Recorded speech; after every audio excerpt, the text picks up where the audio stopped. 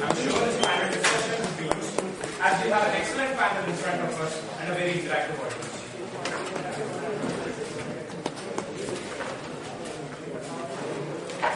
So I invite the panel.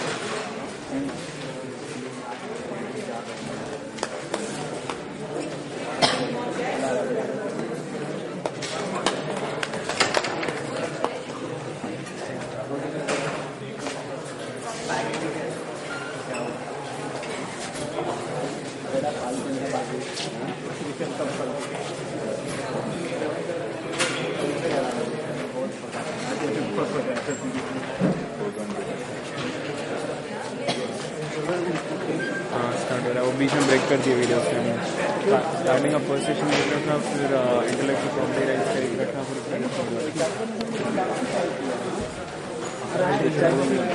ये charger पे चल रहा है डायरेक्ट चार्जर बैकअप तो हाँ बैकअप है एक घंटा चल रहा है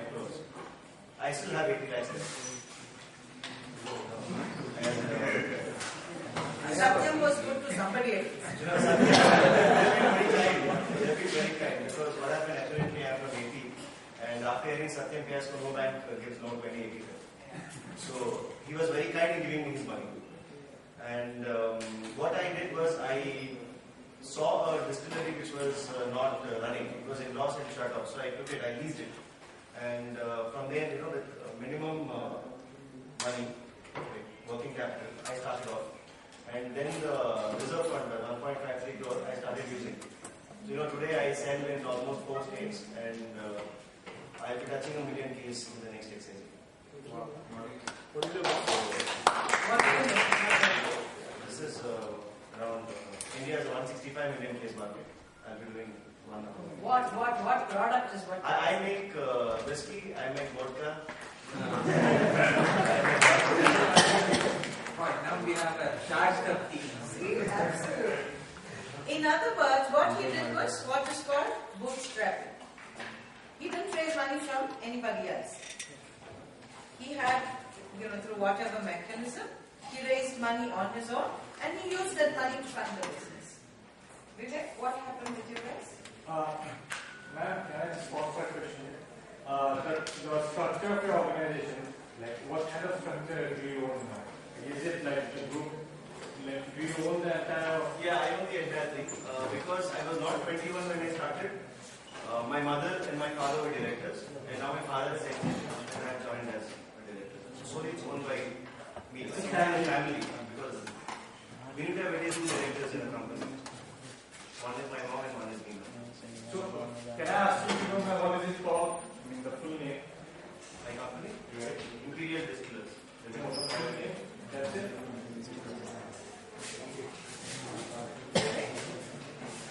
So, our current company is self-funded, but I have a little different take on the VC funding. And there are a couple of things, like, first of all, everybody doesn't get this opportunity of looking at Satyam at 8 rupees and buying it. And secondly, there's another thing which Professor Nandini told, that think big. And when you think big, you need a big investment also. And in that case, when your plan is grand, bootstrapping can take you up to a certain level. And after that, if you want inorganic growth, if you want to really multiply, at some point of time, you might have to think about external funding. There's one more experience I had where there was a startup I was working before, where it was they were again self-funded. And the problem sometimes with self-funded companies is that they might stagnate after some time because there is nobody who is pushing them, since they are complicit that they are investing their own money. So the people who are working for startups sometimes feel comfortable that there is a VC in the company, so he will push and he will try to look at the balance sheets. Not only the person who is running the company, there is somebody else who is also losing his sleep over there. This is like what I said earlier. HR manager trying to motivate. Because you are not able to motivate yourself. You need somebody else from the outside to motivate. This is exactly the same thing. Lata? One of the things that I would like you guys to imbibe is Ashwin did a different sort of a strategy in terms of raising his own money. And the way he has done it is like probably he used his pocket money or something like that to buy shares and build his own corpus that he needs to invest in his company. Probably all of you should look into possibilities of using your money, whatever little you have, whatever little you get from your families, not utilize it inappropriately. Utilize it in fashions where you can build on investments and eventually make money for your own ideas. That way, for bootstrapping, you don't have to fall back on your parents. You have already made your corpus where you can use your own money to start with at least. I have a young student in, he was my student at Princeton. What he does is lives very frugally. He accumulates the money, from his scholarship and from the money his dad sends him, and he has become an angel investor. He's still studying. Okay, he's still doing his master's program, but he's become an angel investor. So anybody he comes to know, he's starting a company, he invests, a few dollars, maybe $1,000, maybe $2,000. Okay, and he makes sure he does enough due diligence before he invests. So he's almost like Warren Buffett. He's never lost money up until now. I've known him for about 3 years now. He's never lost money. And he has made phenomenal return. You understand? It's not just, Ashwin's model was the stock market. But you can look at equity markets. non-stock equity markets and see whether you can invest wisely and build your own corpus if you are serious about, becoming out. I have a different story. I had my first client even before I started my company. So I didn't really have any concept of actually going out to the VC market or doing anything other than putting up a bit of my money to set up my office and the infrastructure as such. So my client pretty much was there with us throughout and helped us bootstrap and including pay for everything and made us profitable within the first month itself. However, what I did learn when you do a business like this is actually cost planning. What we tend to forget, or when we start to talk about a VC market or something like that, we have a projection of what our cost should be. We have an idea of how much each should be costed at. However, if you take it as self-funded, I want to spend money, you will find that drastically overnight your expenses come down by 1/10. So classic example, I want to go what Nandini ma'am said here as well, right? I want to raise 2 lakh rupees to start my internet-based business. Right? That's my money. You know a VC is not going to give you 2 lakh rupees. Primarily because it's too cheap and he is not going to be interested in something that says 2 lakh when he's interested in something like $2 million. So what do now? You inflate everything. Excel sheets, right? You guys are used to Excel sheets. You beat it long enough, it's going to spill out exactly the numbers that you want. So you start to inflate things. You start to override the cost. You start to have these unnecessary things that says in the 3rd year I'll break even, in the 4th year I'll start to make money, in the 5th year this will be my return on investment, I'll have a 35% PE ratio and things like that. That gets to kind of the textbook jargon thing that every VC wants to hear. In the process, what you've done is you've diluted your idea. You kind of start believing that this is the kind of cost that you need to actually do something. You've got into the whole concept of it. And I do agree with you that there is a time that a VC will come into play. But it will be as a strategic investment. It will be because they bring certain value to your business. Be it in terms of bringing in networking, helping you go to an IPO level, or whatever. But as entrepreneurs, my lesson to you would be that try to break even. Figure out what is your break even if you were to just do it yourself. How would you do that in the first place? And you guys should have no fear. You have no mortgage. You have no wives to support or husbands to support, no kids. When else in life will you have this opportunity? And never fall into this thing that, nothing in India, right? If you are in India, you guys are all aware of technology, you're all aware of how everything works. Figure out your costs. That's the key thing. When you say I'm going to fund something, first thing is keep your costs low. Keep it to what you can afford. Don't go overboard.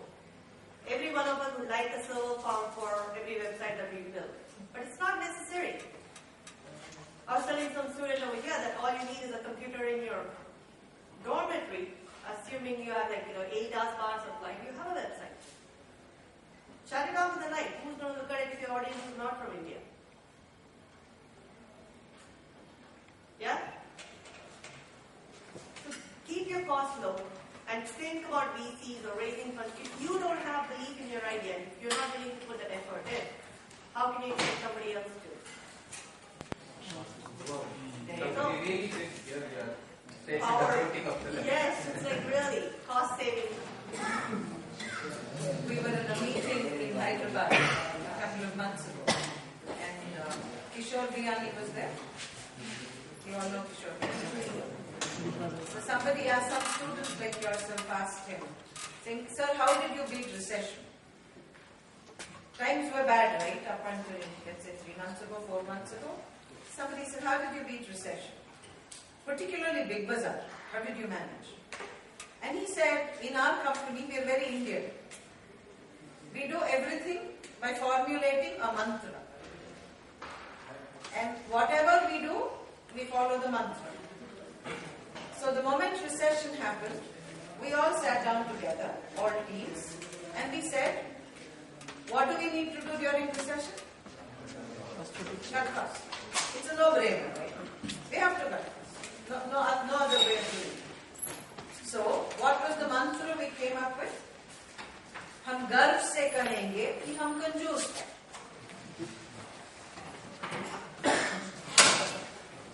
Yes, ma'am. Okay, I have. Thank you very much.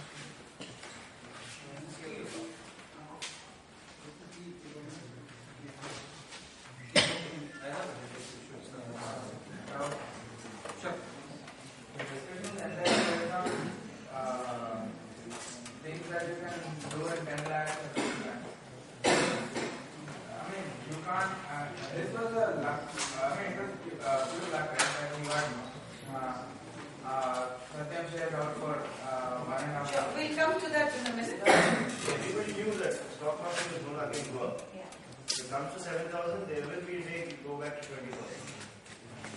We'll come to that. Your question, I know, is that what if we need more money? Big amounts. We'll take that in a moment. No? I had two things. When I last spoke to you guys, I said, I already started a company when I was working with a couple of friends. We started a company which was focusing on RFID deployment in cargo management. We invested money to the tune of like 15,000 rupees each. We bought a computer, we registered the company, and we were trying to work with two clients. One was based out of Africa. Another one is the Joint Air Cargo Complex, which is based out of Bangalore. Things that we did miss in terms of having a financial outlook. We didn't know how to first, channelize the funds that we already had put in. We just bought some assets, and we didn't know. I didn't ask for you. Thank you, boss. Thank you. This is tea? No coffee. Go. Thank you. I'll bring you. Good. So, okay. We didn't know how to channelize the funds, so eventually, what we did?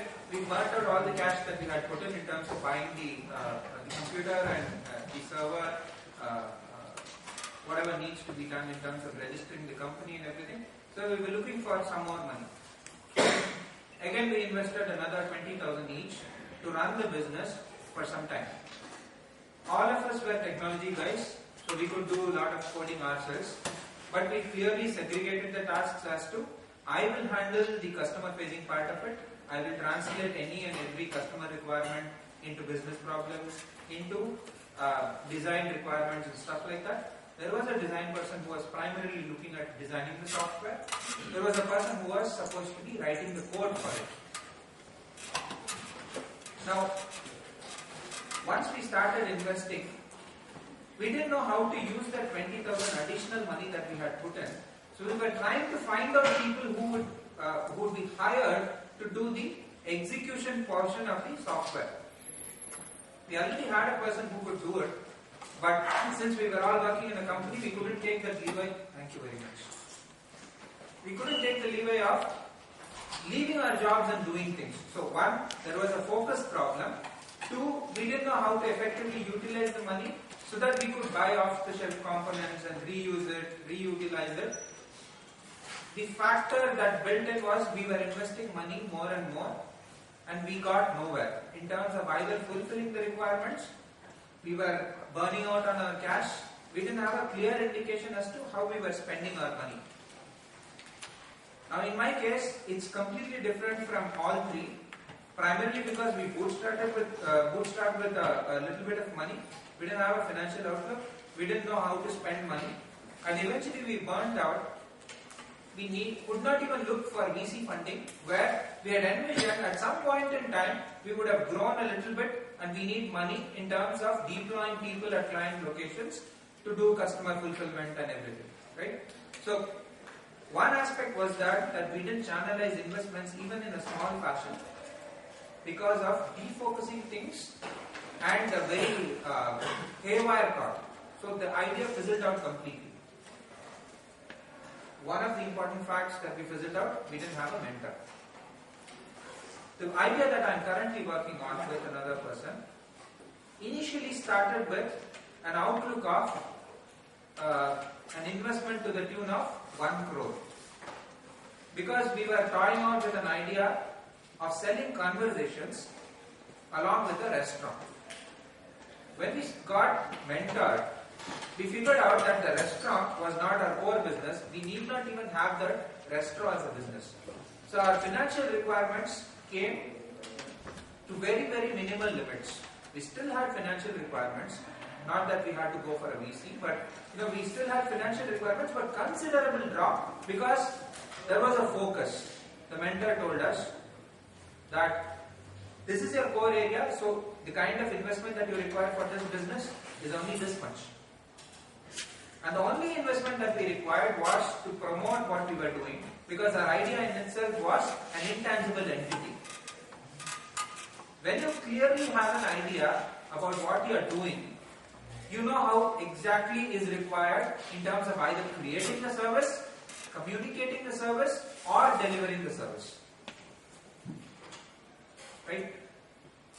In my case, we didn't even have to look for a VC. Maybe at a later point in time when scalability becomes an issue, because we are primarily working out of Bangalore as a region, our financial requirements are very, very minimal. But to answer the question, do we actually need to look at money to begin with an idea? You shouldn't be looking at, I require XYZ crores to start with an idea. When you start an idea, when you vet the idea, when you build the business plan, you have a clear indication why you also build a revenue model. Because the idea that we were building on was making money and feeding it into the system. Internal accruals, as far as possible, see whether you can do with that. The other thing that happened with this company, the new company, was they needed a little money for their event, the launch event. So, again, it comes back to the mentor. While we were toying out with the idea of a launch party for our idea, we said, we need to invite celebrities, we need to invite these people. So what do we need to do in terms of creating that launch party? One is food, another one is liquor. So we need to have a place, we need to hire a place. So all this was coming up to the tune of 1.2 lakhs or something like that. So we were again wondering, do we need to invest money from our own pockets? What do we need to do? No, they had decided they were going to invest. They had already made up their mind because all talk had happened between him and his partner, and then they came to meet me. So we had decided that each one of us is going to put in 50,000 rupees to do the launch party. And when we came to the mentor, she said, your idea is something that can be sponsored by a brand which primarily rests in the same space. So why are you looking at investing your own money? Right? So when you also do an idea, you eventually will find a partner or an investor who would necessarily be having an association value with your own idea. In our case, it was a liquor service provider who is actually partnering with us so that he gets reach to the kind of audience that we are creating. In your case, it could be even a customer, like in the case of Lata, who would eventually get benefited from the idea, and therefore he is giving you money on no debt basis, no interest basis or whatsoever. Right? So your idea, if it is very compelling, and if you have a clear focus on your idea as to how you are going to take it forward to find fruition, and you have an outlook on the financials that you are going to build, you necessarily do not require the kind of money that you think you require. One more thing to add on that, right? So we talked about in the workshop on idea and how we actually market it, right? If you take 10 minutes on this, anytime you have an idea, to figure out who is paying you. Meaning, is it coming directly from the consumers? For instance, you're buying a subscription to your website, or you're paying it directly, thereby your revenue model is like that. Or you have a product that you're going to go sell to a particular client. Right? You can say a client in this case being like an agency or a bigger giant like Coca-Cola or McDonald's or something like that. Who is your client? Now, based on that distinction, whether it is a consumer, your product takes a lot of definition. If it's a client that you're seeking who's going to buy and then market it themselves, right? A simple prototype would work. Right? The initial selling, since you are seeking a client, in fact, who's actually going to pay for your services, you can actually go and prototype the entire thing. So start with identification. So what he did is go and speak to a client and say you sponsor the event. He has a 240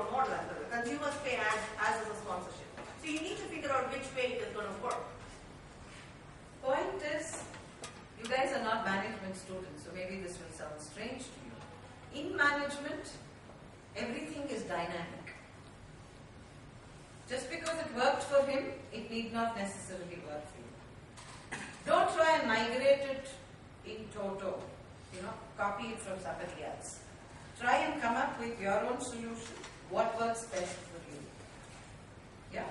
Ashwin, suppose you didn't have that 1.5 crores and you needed that money anyway, so would you have gone to a VC? See, I still have 80 lakhs left. No, if you didn't have that money. 70 lakhs. If you didn't have that money from something. The financial outlook, so that's why you invested and made that money as If you had zero money, I would not capital have with gone. you. Yeah. I would not have gone because I already said I had leased the factory. So leasing is what, 40,000-50,000 rupees a month. Maybe I would require 50,000-60,000 rupees, which I would have got half of it by selling my bike in the college. Okay, so I was already calculated. Okay. So any it was on lease, I used the rest of the money in branding. So maybe if I didn't have that money, I would have been very slow on branding. I would have exported, say, cheap liquor outside the country where the money is quick. Now, since I had that extra money, I'm using, on promotions. I'm going on higher scale. I'm doing high-end products. But premium products. why wouldn't you have gone to a VC? Because I don't want anybody else interfering in what I'm doing. Then I'm very sure. That's the biggest reason. Because I don't want him to say that, I don't like the color of this label, so please don't buy. But whereas I have done the market research and I know that this color is going to work. People will be attracted with, attractive packaging. This fellow will say, no, concentrate more on quality. Outside boss, first, if anything is new, he's going to look at the product first and buy. Then he's going to test it. Okay, the VC says, कि नहीं ऐसा करो, मेरे को ये color पसंद नहीं आया. I've done all the market research down. So it goes with the drain. Vivek? This was one of the main reasons why I didn't want the VC. We come back to it. Vivek, you seem to be a little pro-VC. No, basically what I'm trying to say is, again, I mentioned that the initial growth needs to be organic, where we do bootstrapping, where we make prototypes. But after a particular point, if you need to grow really rapidly, you need the kind of investment. Again, you have to be, so the thing is, you have to be very sure why you need VC money. And if your plans need it, then you have to go for it. It's not that you have to go for VC money in any case. All of you understand what VC money is? Anybody who doesn't understand? I kind of have a vague idea of it. I mean, I know that venture capital invests large amounts of cash and he's really looking at it from an investment point of view. But I'm not exactly sure about how involved does VC get into the company, or is it just the financials which matter to him, is it just the cost, or like Ashwin said, he didn't want anyone interfering on the more product aspects of his business. So like, how far does it go, or is it that it just differs for every case and every venture capitalist? It's interesting. This animal called venture capitalist was born post-industrial revolution. For the first time, post-industrial revolution, there came a distinction between capital user and capital provider. Why? Because there were a lot of inventions those days. Edison is a good example. Whitney is a good example. What did Whitney invent? The cotton gin. Cotton ginning machine. Even to this day, all cotton ginning machines are Whitney machines. If you had left it to Edison and Whitney to go to the market, I don't think we'd have seen the electric bulb nor the ginning machine. Because both of them were only inventors, ideators. They had no market savviness. They had no commercial sense. So at that time, some local businessman interfered and said, we'll fund you so you can take the product to the market. So in that was born this animal called venture capitalism. With the distinction that there is somebody who provides capital, there is somebody who uses capital. This animal acquired dinosauric proportions when the dot-com boom happened in the late 90s. Everybody and anybody wanted to be funded by a VC, and there was a lot of gung-ho-ness about the whole thing. Everybody wanted to fund everybody else. Because there was that kind of an aura in the air. Right?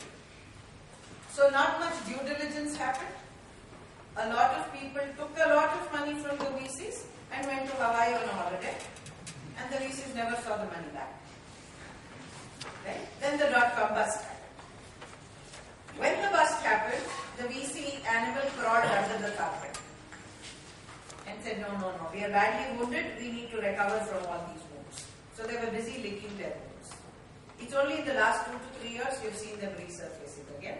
They've modified their avatar a little bit. Point is, venture capital asks you for equity. You know the difference between debt and equity, right? Yes? Yeah. Equity is your hard-earned blood. When you start a company and you own the company, let's say you are, like in Ashwin's case, he's the single owner, which means he owns 100% of the company. If he has to bring in a venture capitalist, VCs don't come in on a debt model. They don't come giving you loans. They will come in on an equity model, which means what? He has to give up stake in the company. Not only does he have to give up stake in the company, he has to put a certain value to that stake. You understand what I'm saying? It's your money, Baba. Why would you want to give up equity? As far as possible, see if you can either bootstrap or in entrepreneurship, there is a terminology. If you don't have the money, go to the 3 Fs. Friends, family and fools. It's not any other.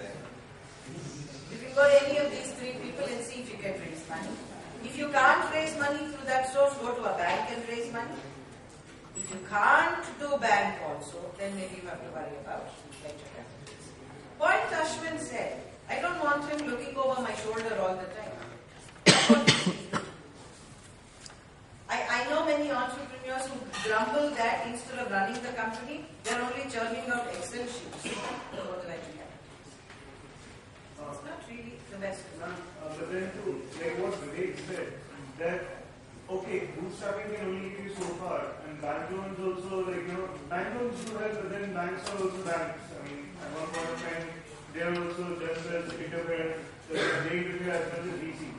So, I mean, scaling at some point will require a major amount Then of... you don't have an option.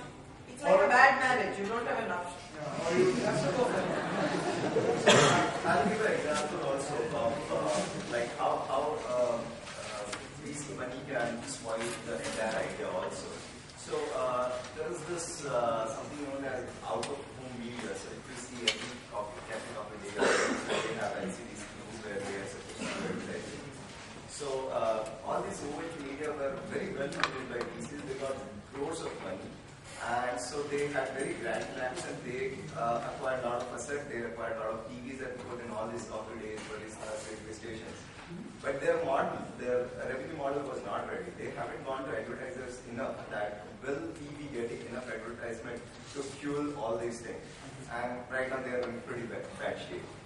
So sometimes what happens is if you go for VC money too early, you haven't verified your model and you're making very big trends. So like for VC money, you have to verify a model and only when you need scaling, you should go for money. Also, it's not a solution. VC money is never a solution, right? I mean, it seems like a solution because at this point you're just looking at a money problem. You're looking at money as the one single factor that's going to take you from step A to step B.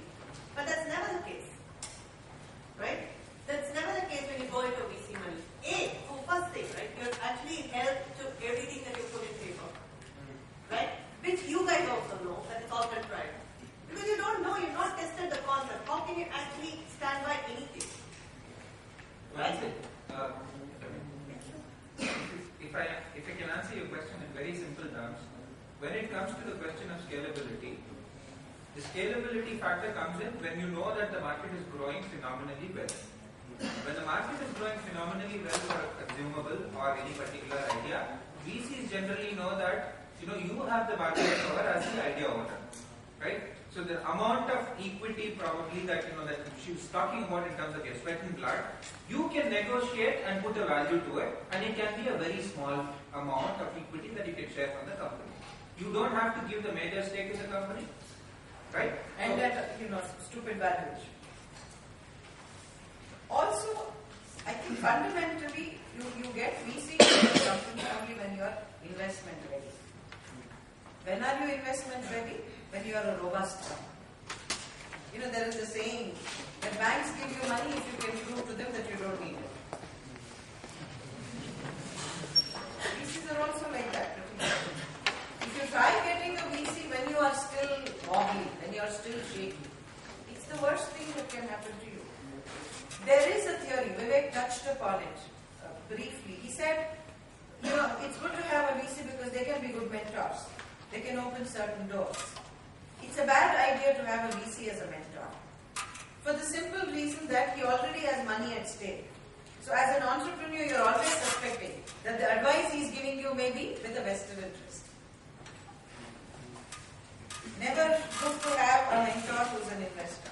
Keep the two things separate. Yeah? All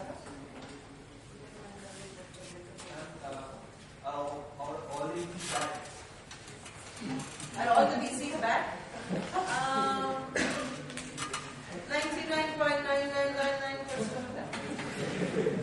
But I'll give you an example. If you read Google's story, and there in Google success, the VCs played a very, very, very critical role. They actually organized them and looked them for the profit which they were not looking at. So, meaning they drive you towards profit sometimes also. Having said that, VCs are not bad. It's just that you should know whom to use at what stage. In fact, as you are wanting to run a business, VCs are running businesses. VCs are running businesses of investing money in ideas. That's about it, right? So they also want maximization of profits and everything. So to call them an unwanted animal or intimidating animal is not really true. But it's also be ready, right? When you approach, the critical thing is you have to be ready when you go to VC. And all of the things that people have said here, right? One is know what is your value proposition, right? How much equity are you going to give? What are they bringing into the table? That's another thing, right? We often think like VCs are somebody who's just coming and giving us some money. But maybe that's not the only thing that a company needs. They might need direction, they might need networking. They might need them to open doors. And if these are not provided by the VCs, and you're going to still be left with the task of finding all of this, then is VC the right solution for you? We were in Hyderabad, the Tata Jagrati Yatra, and there was a lady who asked me this question. She said, everybody talks about what the VCs look for in the entrepreneur. What should the entrepreneur look for in the VC? Which is a phenomenal question. I think what the entrepreneur should look for is what you heard, from everybody. There should be a cultural fit. You should both be on the same page. It can't be that your agenda is different from the VC's agenda. You understand? Very, very critical that, and most important, are you ready for it? You have to be physically, emotionally, intellectually ready for it. Ready to have a VC with you. If you're not, it can, drive you nuts. It can drive you to, absolute problem. Point we are all trying to emphasize is, somehow there is this notion that entrepreneurship means venture capital. It isn't. There are other options, some of them very traditional options, as you heard from all the people here. I think all you need to do is think a little different. I come back, when we were discussing over lunch, I was saying, how do you know when are you ready for a VC? Or when are you ready for what kind of funding? Have a good mentor. Mentor is very, very critical when you become an entrepreneur. You might go back to the Stan Weston idea that we were talking about when we discussed the IPO thing. He never knew that he could make so much of money. He eventually lost out accepting $100,000 bail. Right? He thought that $100,000 is what he could make with his idea, the G.I. Joe. But eventually it made more than $27 million even in the first year of sales. He could have made millions and millions and millions over years and years and years Unfortunately, he didn't have the guidance of a mentor who could have told him that, look, this has a value proposition down the line as well.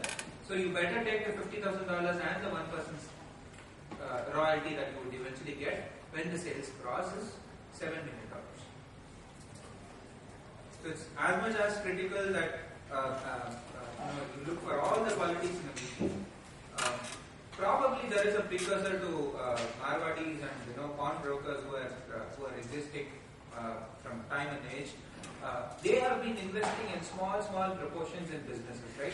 So they give out money, they preempt money from whatever they give out. So if you need 100 rupees, they will hold back 10 rupees, give you 90 rupees, yet the investment from their side is 100 rupees. VCs are more evolved species of pawnbrokers and Marwadis. Right?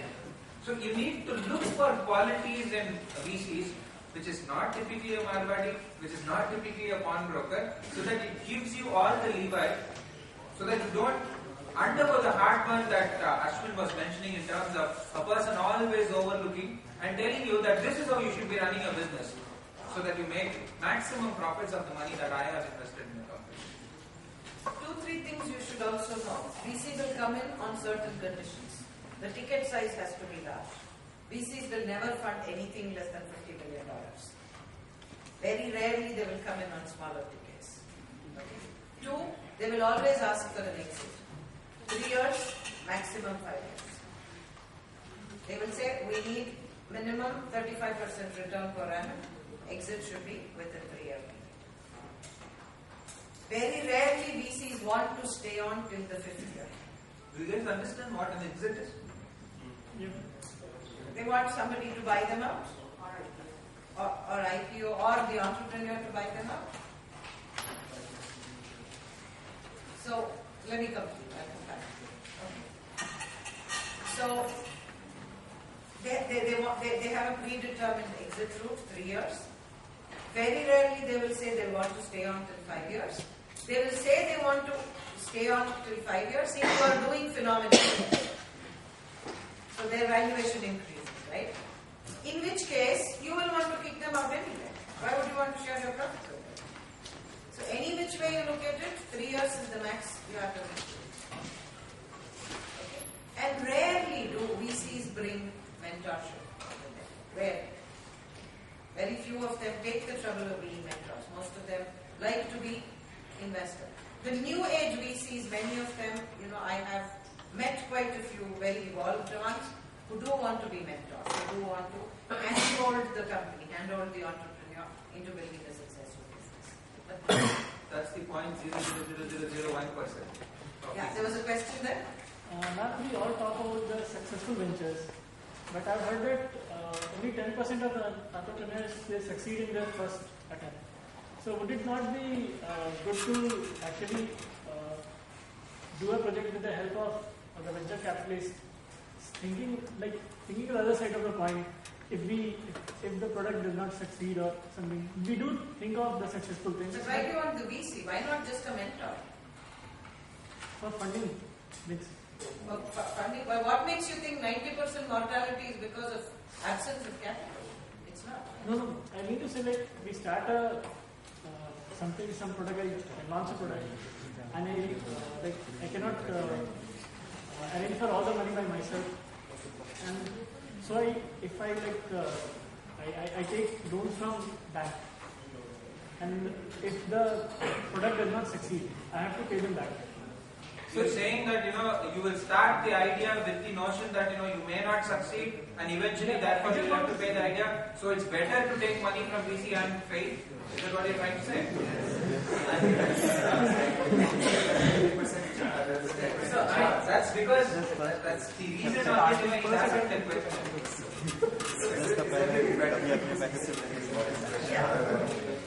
I agree with you. I agree with you.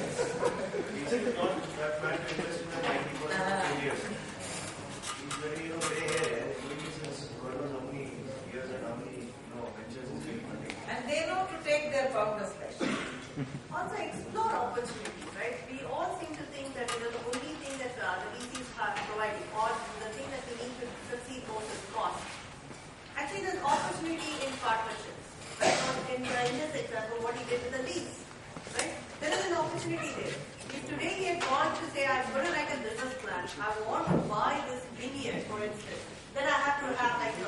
$500 million in the bank, and as such I will go to the VC and raise it. The first thing is going to be other than what's your lenient. Who are you going to bring on board besides you who has expertise in making wine? And then you get into all of this cycle where you have to get into the concept of putting this together, probably going to France and hiring some people, right? Rather than just looking at partnerships. Today you guys are all sitting here saying, I have an idea. You will find that if you speak among yourselves, there is so much energy that you can use within yourselves. So when you have that, how the cost value that you mentioned would actually be eased out. You can partner. To add to that, when you have an idea, what do you think is the primary cost of developing the idea? It could be a big idea for which I cannot. It could be a big idea. So, what is the fundamental thing? Raw materials is what you're talking about. I don't know really. If you have an idea, what is going to be the biggest cost in terms of developing that prototype? If you are in the technology space, if you want to do, say for example, an embedded system, how much is it going to cost you to do the prototype? It is not exactly in the technological side.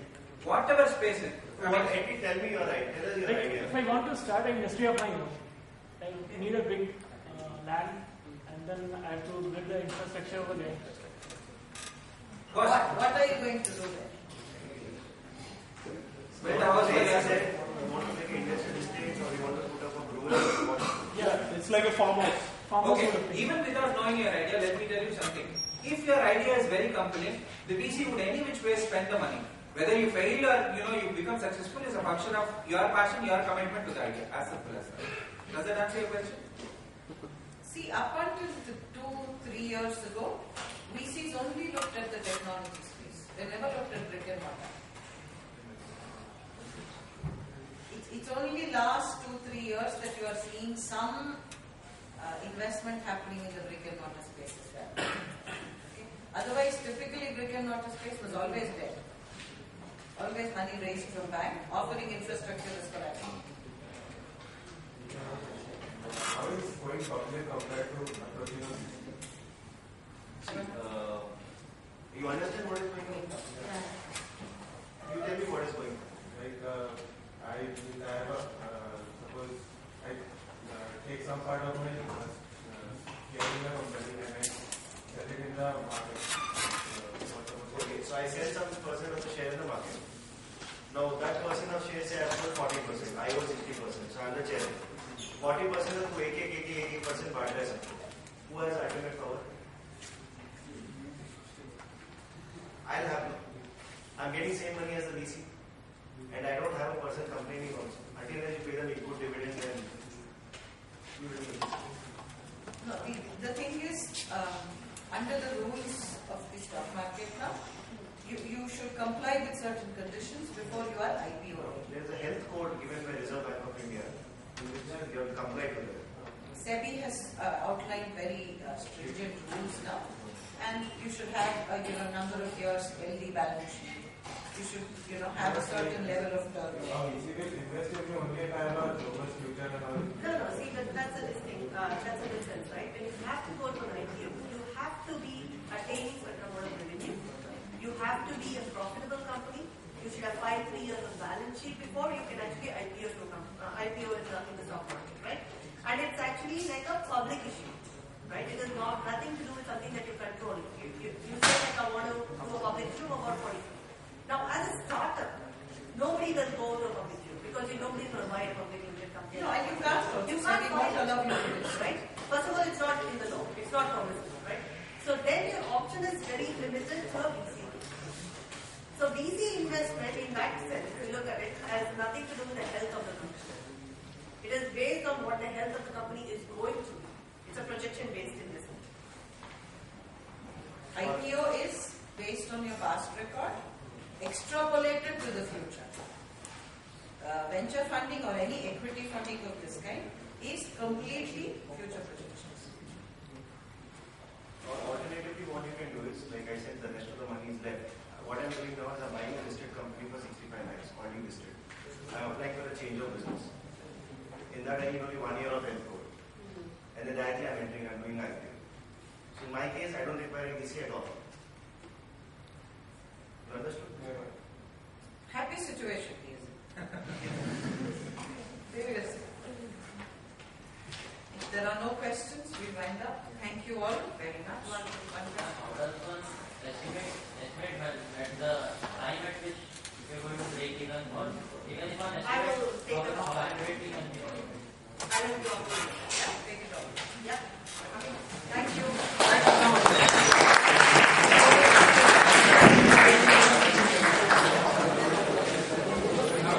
Snacks break for 10 minutes, after which Mr. Singesh Prasad will be giving his